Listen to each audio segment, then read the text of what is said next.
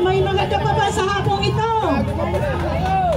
So sa atin no, tayo po'y nanawagan sa mga bawat Pilipino, sa mga bata, lalo na sa ating mga kabataan.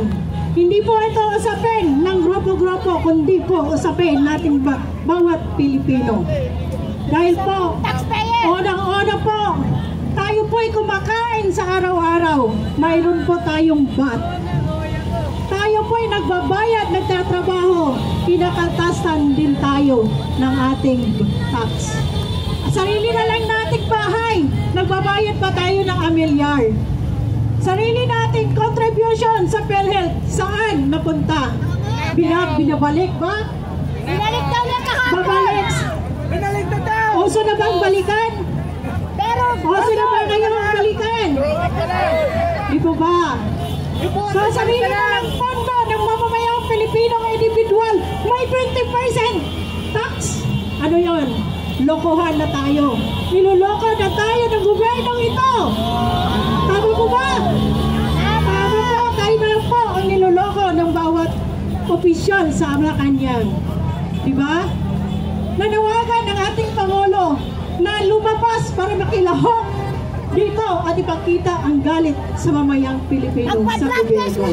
Bakit hindi na lang nila ipakulong na siya po ang may kapangyarihan? Bakit kailangan pa tayong utusan lumabas para ipakita ang galit sa gobyerno? Tama ba yung ginawa ng Pangulo? Pag-resign na lang. Dahil po dapat magsampal siya ng ipakulong para tayo po ay maniwala na siya po ay sincero sa mga Pilipino na magserbisyo sa ating bayan. Tama po ba? Subukan niyang magpakulong ng isang opisyal. Huwag niyang takpan ang kanilang ginagawa na kabalian sa gobyerno.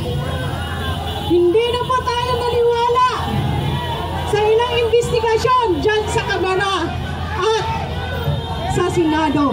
Dahil po malinaw na pagtatakpan. Ang makukulong lang dyan ang contractor at ang DPWH. Tama po ba?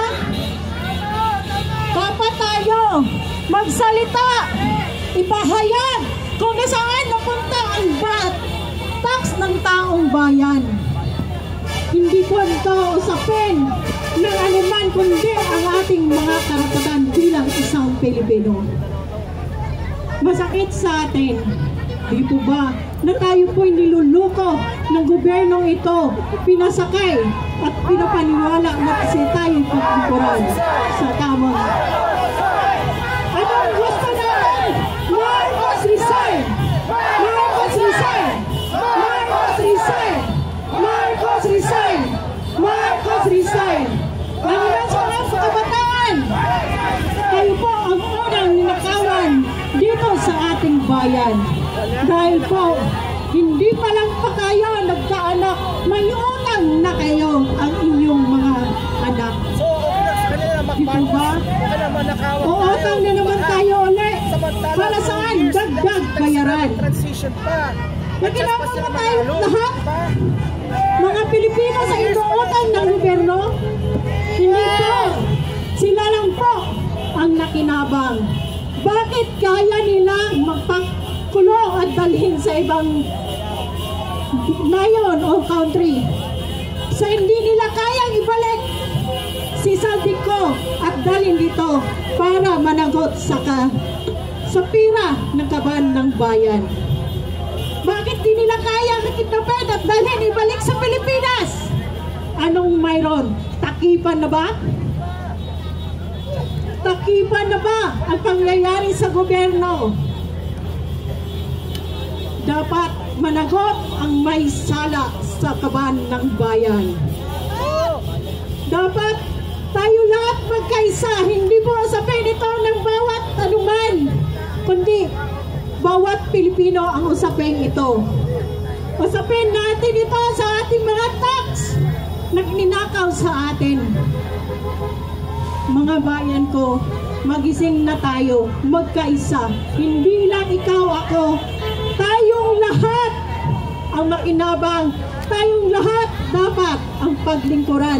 Dahil po sila nanunumpa na pagsilbihan sa abot at makakaya. Bosina! Bosina! Bosina! Bosina! Marcos resign! Marcos resign! Marcos resign! Marcos resign! Marcos resign! Marcos resign! Marcos resign! Magandang hapon sa ating lahat. Okay, maraming salamat. Bernalyn. At ito, mayroong special announcement si Colonel Segundo Metran. Hindi nila kaya kasi hindi nila kaya sabihin nila. Kaya mukha sila gago dito. Kaya Iwasan lang tayo magkasakitan. Dahil yung kabila, nakikita nyo yung placard naman. Nakikita yung placard nila. At placard ninyo. Hindi namin placard yan, placard ninyo.